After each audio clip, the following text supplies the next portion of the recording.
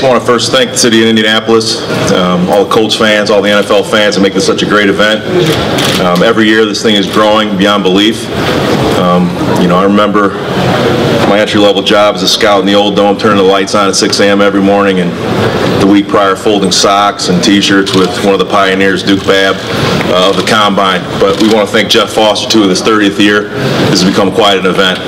It's obviously a big-time event now in the world of sports. So go ahead, guys. I think every year you're going to have to take a slightly different approach, but the emphasis is always obviously on winning and being able to acquire the number of resources you need to get the pieces that you think you need.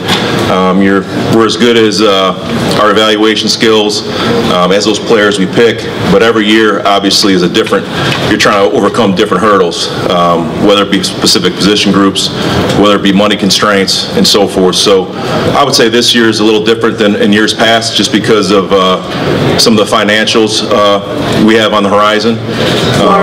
Somewhat, like 2012, where we tighten our belt, we had to scout our rear ends off, though, and that's a challenge, and it's something that we enjoy doing. It's fun. Well, they got to be able to protect. I mean, that comes up in conversation quite a bit. They've got to really be able to protect, and a lot of times you'll see running backs that have a great skill set in terms of a runner, but sometimes they don't have the aptitude sometimes the eyes to pick up those blitzes and guys off the edge, and sometimes they don't have the size to do it at our level. So I think that would be the first thing that comes to my mind is just the ability to protect on third down or when we're going to throw the football. It's become critical. I think, the old adage, if you have 12 pass rushers, go get 13. I mean, but it's easier said than done. The draft this year, there are some players. It's not, personally, in my opinion, as thick as you'd like, but those guys are at a premium. They go really high in the draft. The developmental guys, a lot of times they have their warts. There's different types of players. There's guys that can get to the quarterback a multitude of ways, but those pure edge rushers are the ones that command the big dollars. They're the ones that are in everybody's first-round mocks and all those types of things. Those are the guys that come to the forefront real quick. So I think everybody knows how important a pass rush is. We've got to be able to build that. You do it through the draft for the most part. If you can get lucky and get a DPR or a role player here and there that can do some things for you. I think a lot of it also has to do with when you're playing ahead or you're not playing ahead. That factors in the production level of a lot of pass rush. I think they'll tell you the same thing. It depends. I mean, really, some guys are real hardcore about it. I mean, if there's a good valid reason for it, then of course, you're not going to say the guy's soft because he's not doing this or that. But if a guy just flat out, crosses his arms and says, "I'm not doing it," I mean, that's where it's going to turn you off. They think, that's not. You want a guy to compete in this arena. You want the cream to rise to the top. And I think that's one of the first things someone asked me. I think someone even my staff asked me, one of the young guys, what I'm going to be looking for at this event. And it was really kind of probably not what he was expecting, some of the things I told him, but one of them was I want to see you guys compete. And a lot of times in the vertical and all those different drills that people say, well, I don't know if that's really going to equate to football. I like seeing guys get in there and get personal bests and those types of things and do freakish things, because that's something that sticks with you that, you have all these great athletes here, but then every once in a while rare rises up, through that cream. Well, obviously we need to, protect our quarterback better. There's a lot of different ways to do that. I think that, every team in this league knows, no matter if you have a line full of ones, your quarterback's going to get hit. So you have to find ways, whether it be through acquiring better talent, smarter players, schemes. There's a lot of different ways to protect your quarterback. Obviously, drafting is a very key component to building an offensive line. But pass rush, protecting the quarterback, coverage. I mean, it's this past year we were one game from the Super Bowl. Played two teams in the Super Bowl. One played one nose-to-nose into overtime. So, when we had our quarterback, we felt like we had the pieces to get where we want to go. But you're always trying to get better. I mean, every day you're trying to get better. That's what we've been charged to do.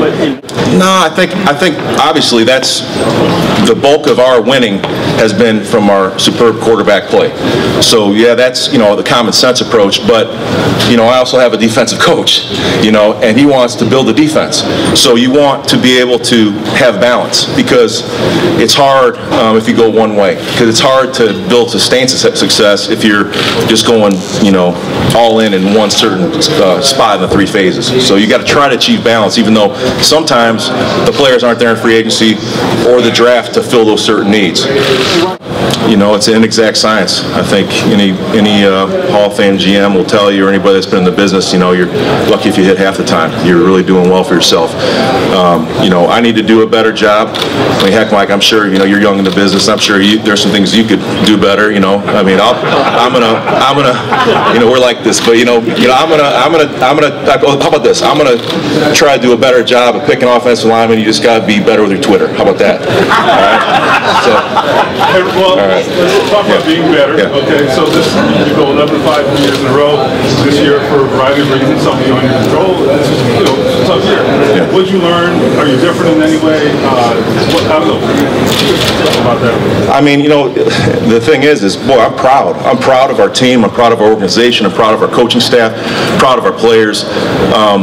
What we went through this year with losing our quarterback and still avoiding a losing record with 5 quarterbacks, that's a story that I don't think was ever told, because it's tough. And there's a lot of other teams in this league that went down, their quarterback went down and had a perceived better offensive line and all those types of things that are picking real high in the draft. So that's a tribute to those guys that are playing, those coaches that are coaching them through the lack of players, perceived players that are out there.